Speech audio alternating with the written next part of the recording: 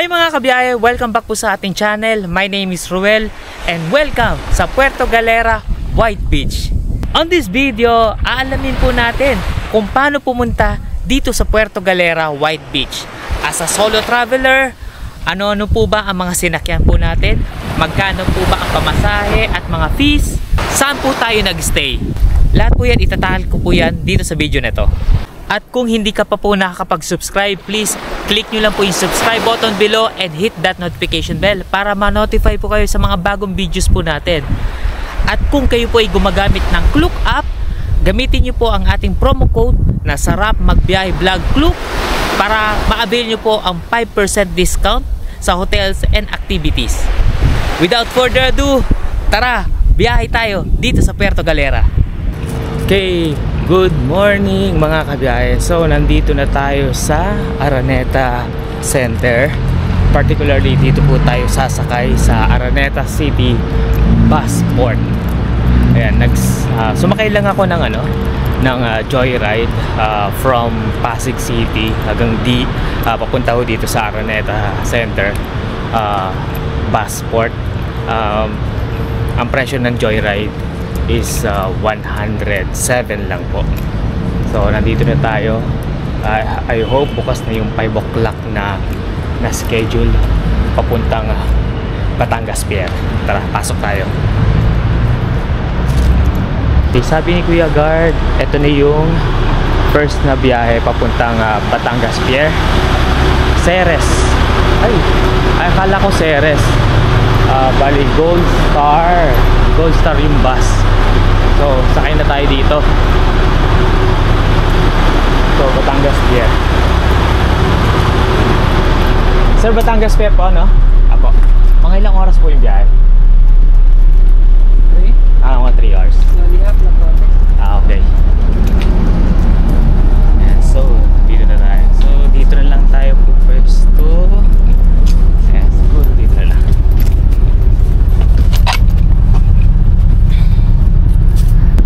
Okay, so nandito na tayo sa loob ng bus. Ayun, sabi ni Kuya is around up to 3 hours po yung biyahe. Depende po yan sa traffic. So, ayan, naghihintay pa tayo ng iba pang mga pasahero papuntang Batangas Pier. Okay. Maluwag. Itong Gold Star bus. So, i-quick tour ko lang muna kayo dito sa Gold Star na bus. So, makikita nyo maluwag, as in comfortable naman po yung bus. So meron na rin siya, I think meron na rin po siyang CR.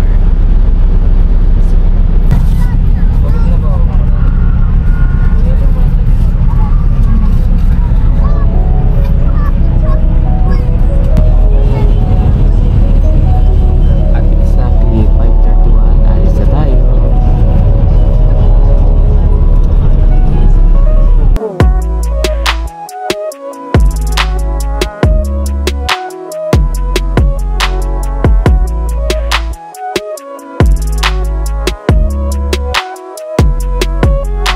Okay, mga kaibigan, mga kabiyaso, nandito na tayo sa Port of Batangas. So ayun yung sinakyan natin na Gold Star bus.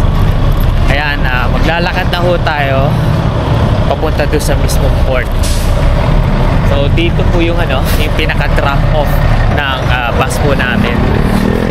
Konting lakad lang, malapit na po ito sa pinaka port. Tara, lakad tayo. Okay, lakad na tayo. Bali, dun tayo galing. Pasok lang ho kayo dito. Kung hindi naman to nakakalito, so pag nakita nyo itong daanan na to na maraming stall na pagkain o kaya yung mga pasalubong, yan, you're in the right track naman po.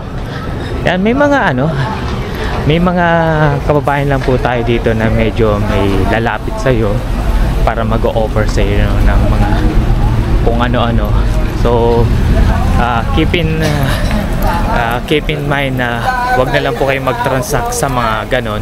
Nandito na po yung pinaka gate ng Batangas Port. Kung makikita nyo po yung gate na kulay dilaw, yan, pasok na po kayo. Ito po yun, tuturo ko sa inyo. So yan, ito na po yung Port of Batangas. Yan, pasok na ho kayo dito. Tricycle ate, tricycle. So, dito na tayo papasok. Okay. Tricycle po ate, terminal. Pasok na tayo dito.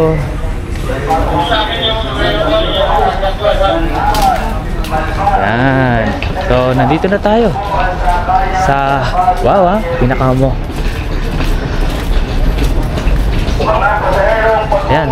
Kapansin-pansin yung Port of Batangas natin dito is very sa labas pa lang parang modern na. SM Lipa. Dito po ang sakayan sa labas ng Yellow Gate. Okay, ayan, nakapasok na tayo sa mismong pinaka Port of Batangas nila. Ayan, napakaganda. Ay, very modern. Very modern na yung Port of Batangas At in fairness, malamig. Sobrang lamig. So pupunta tayo ngayon.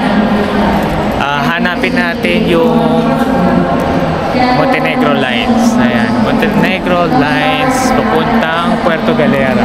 So ito, meron na tayong mga terminal. Yan.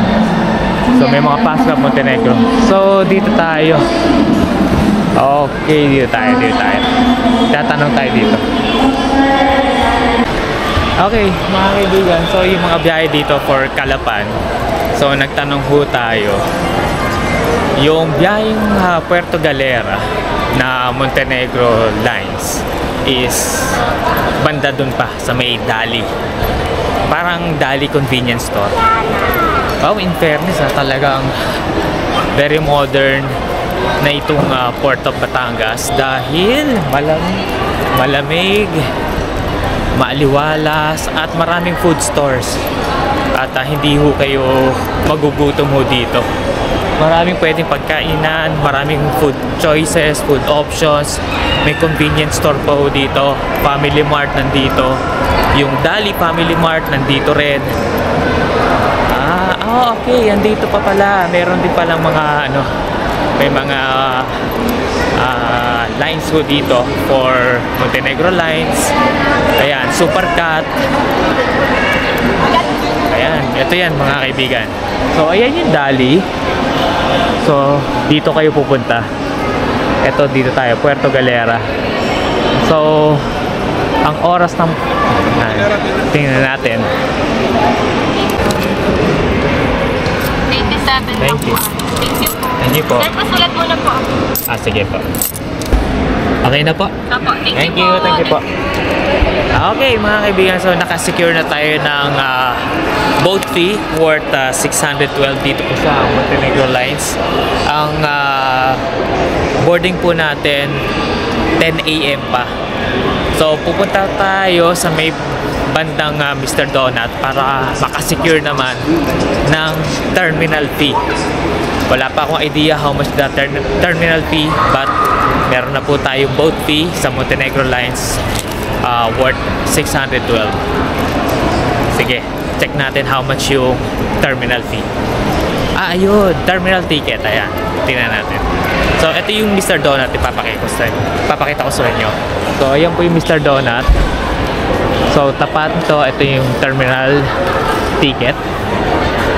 Magkano? 30 pesos lang. Okay, sige. So, dito tayo sa regular.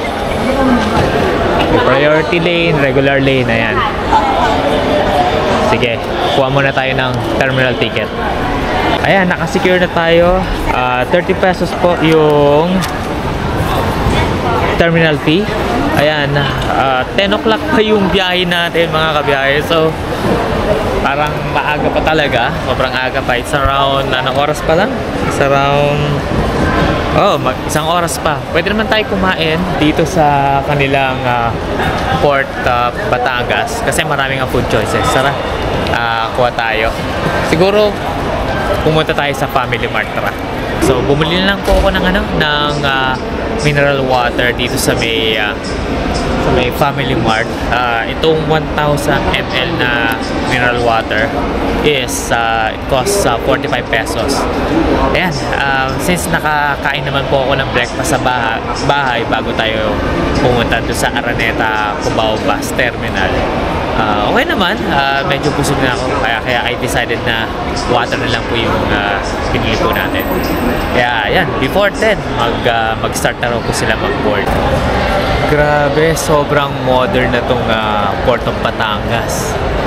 Grabe, maaliwalas, malamig, at meron po silang malaking screen dito na load of information na dito, yan, makikita nyo yung mga information about sa trip nyo, kung boarding na ba kayo o hindi pa.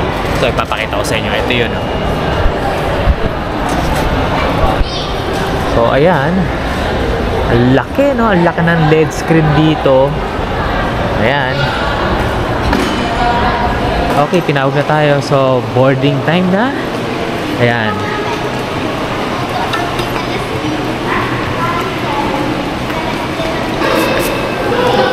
Puerto Galera po. Thank you. Saan po yun? Ayan, dala-dala siya. Okay. Thank you.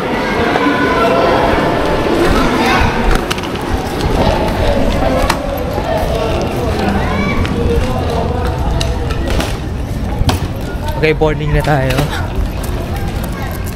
Okay, be mindful ha. Huwag nyo iwawala yung ticket nyo dahil kasi bago kayo sumakay ng barko o yung Passcraft, talagang double check yung terminal ticket nyo at saka yung yung pinaka boat ticket. Okay, so pasakay na ho tayo dito sa Montenegro Lines. Ito yung Passcraft po nila. Papakita ko sa inyo. Ayan na. Diyan tayo sasakay.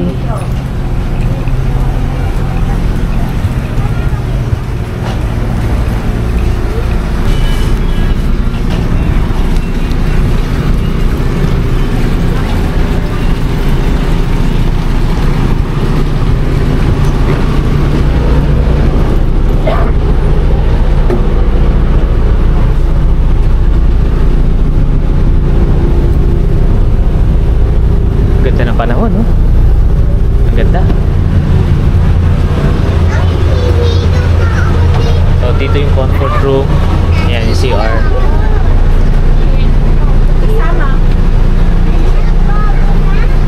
Okay, dito tayo. Ang nasa ticket po natin is 6E. So, dito tayo. 6E. Dito tayo, 6E.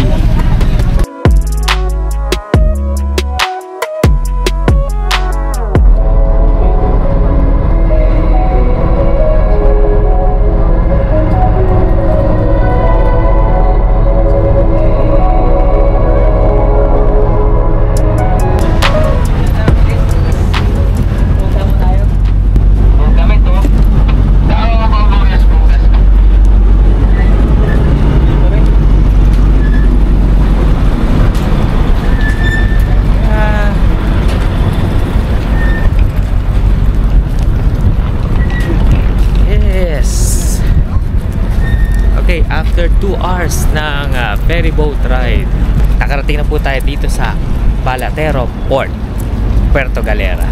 Ayan 2 hours din yung biyahe natin from Batangas Pier. Wow, ang ganda na rito. Dati wala pa to eh. Pero ngayon, wow, ang ganda na. Wow, dito pala ang so ito pala ang Balatero Port. So ngayon, lalabas na po tayo ngayon dito. At nakikita ko may dalawang pila po rito eh. Doon sa local, sa mga lokal. At para din naman po, at meron din po para sa tourists o visitors po. So tara, labas na tayo. So resident, then tourist, dito tayo. Meron na po tayong accommodation dito sa Puerto Galera. So ipapakita lang natin dito. Ako kayo? Ako lang po. Ilan po? Hindi po PWD? Ay, hindi po. Sir, proceed na kayo sa EUF po. Doon po. Proceed na lang kayo. Yeah, thank you.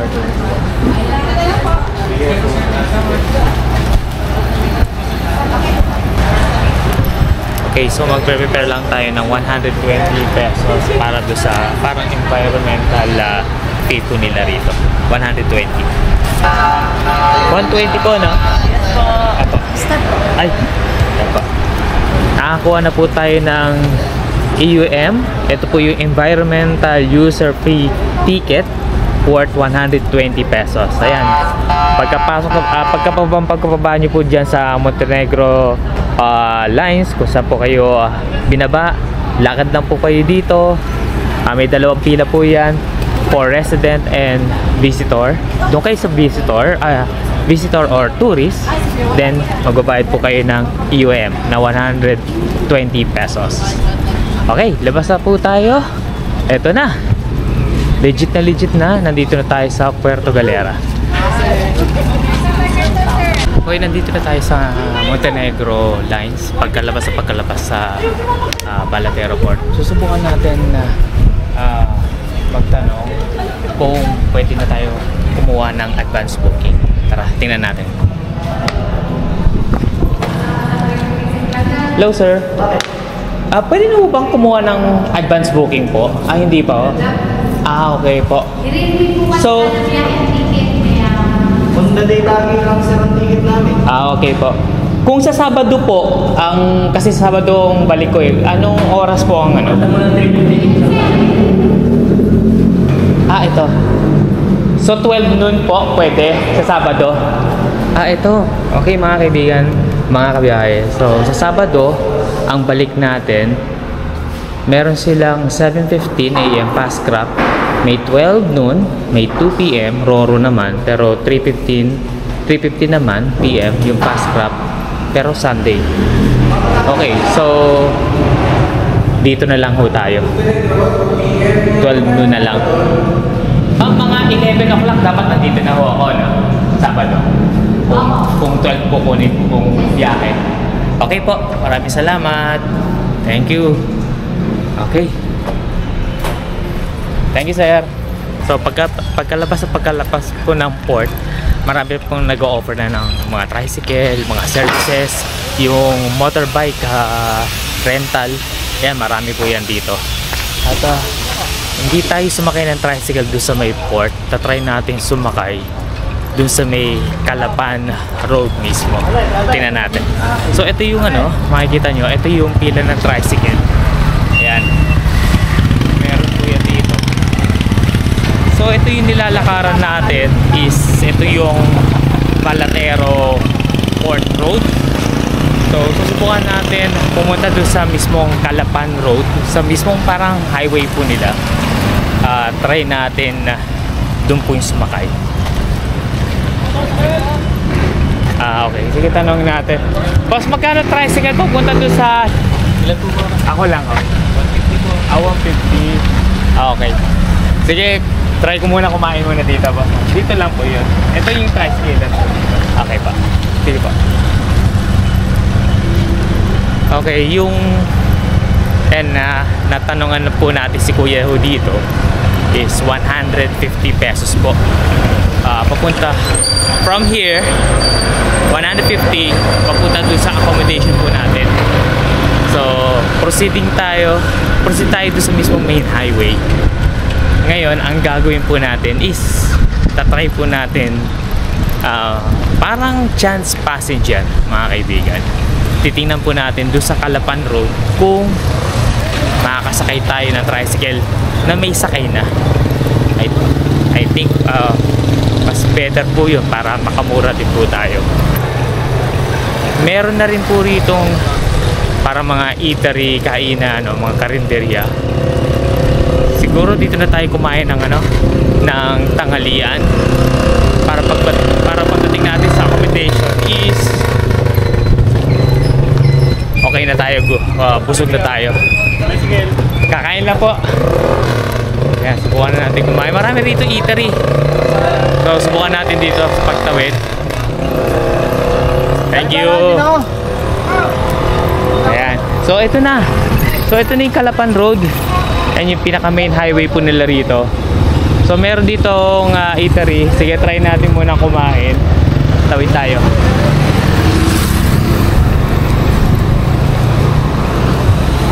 Oh, yan. Sige, since isang oras na lang bago mag-lunch, 12 o'clock.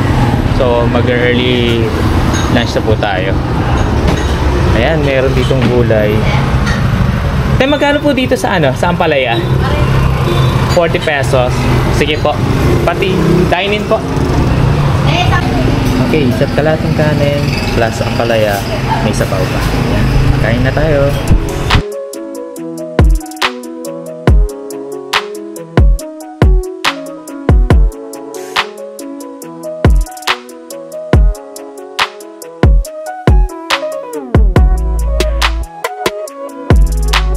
Okay mga kaibigan, nandito na tayo sa ating accommodation.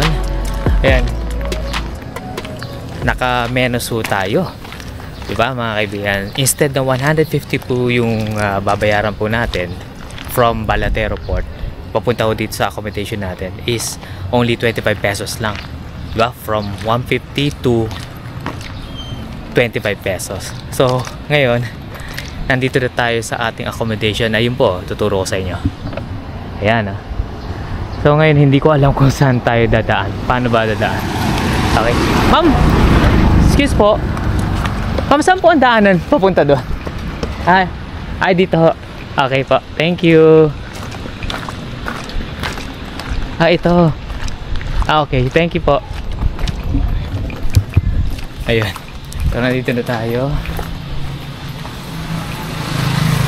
Sige.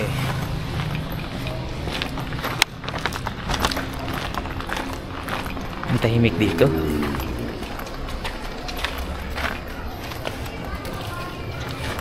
Ayan, nandito na tayo sa ating accommodation. Ang pangalan pala ng accommodation po natin mga kabiyahe is Ship Maria. Ayan po. So, hanapin lang po natin saan yung pinaka-reception and yung parang lobby nila. Check natin. Okay mga kaibigan, mga kabiyahe. So, ito yung reception area nila. Okay, tara, pasok na tayo.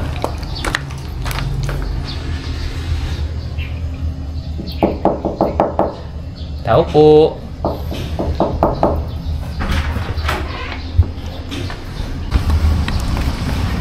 Okay, ayan.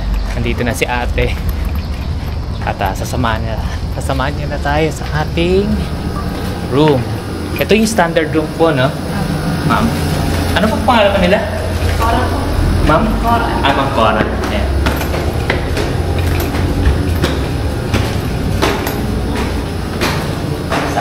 Sa taas pa.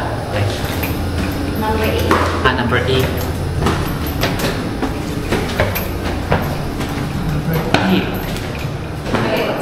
Dito po? Ito. Okay, number 8. Okay. Thank you po, Ma'am Cora. Thank you po. May wifi po kayo dito? Okay, may wifi po. Okay, thank you po. Ay, good. Thank you po.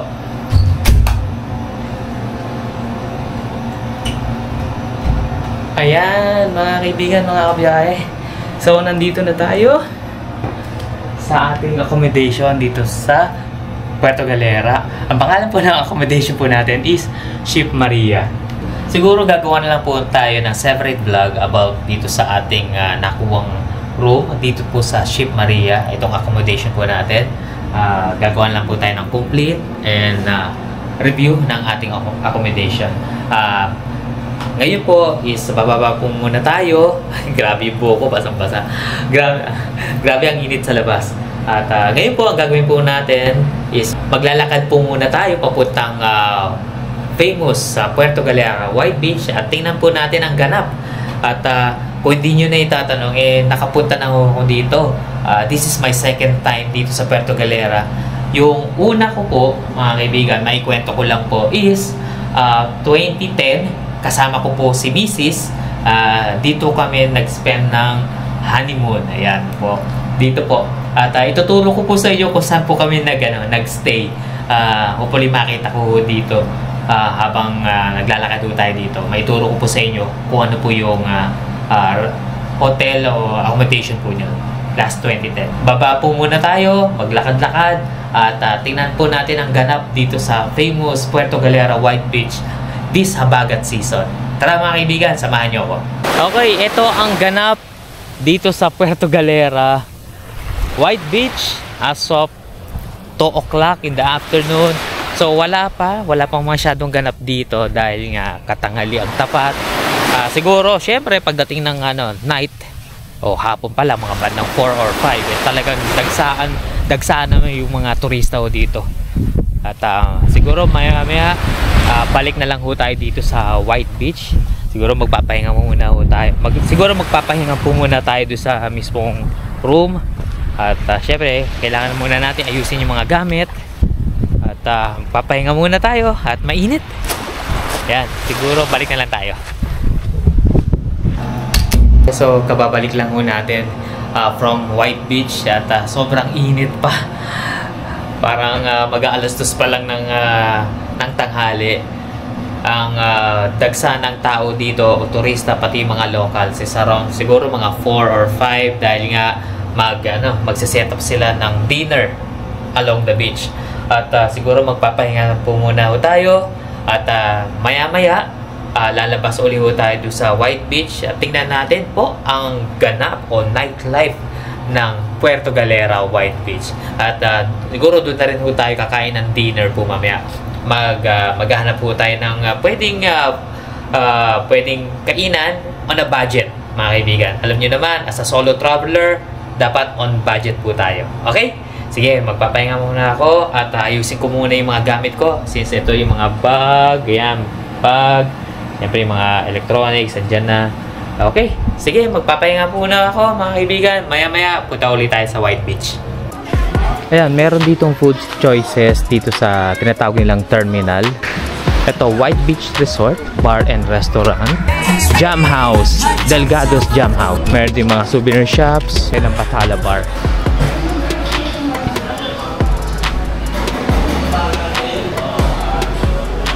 Yan, nandito na tayo sa Cafe Marco. May mga breakfast meal dito sila, mga coffee.